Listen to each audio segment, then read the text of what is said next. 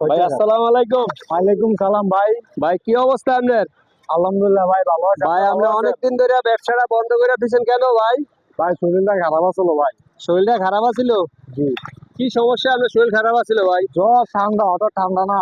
তো আগে তো অনেক ওদের জিনিস টিনিস বেচতেন, পেয়ারা বেচতেন, আমরা বেচতেন, তখন দিয়ে আবার ফুচকা লইছেন। এই আইটেমটা কে কে শিখিয়ে দিল?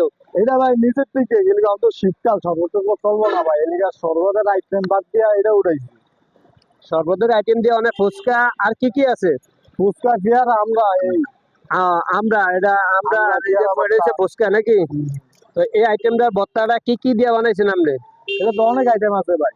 কি কি আইটেমটা? এটা তো আপনার ঘুগনি আছে, অনেক কিছু আছে। হ্যাঁ। বুঝলেন, আমি জানি না ভাই। মানে কয়টা করে কয় টাকা বেচেন?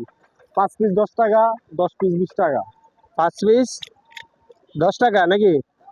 ও, তো এটা লগে ভাই এবারে ইয়াটা আপনাদের এই যে ভাই পেয়ারা পেয়ারা পেয়ারা কত করে বানান পেয়ারা? পেয়ারা 10 টাকা 20 টাকা, যে যত টাকার খায়। 10 টাকা 20 টাকা নাকি? তো এটা আন টাইমে আর কি কি করেন? এটা শেষ হলে পরে কি কি কাজ করেন?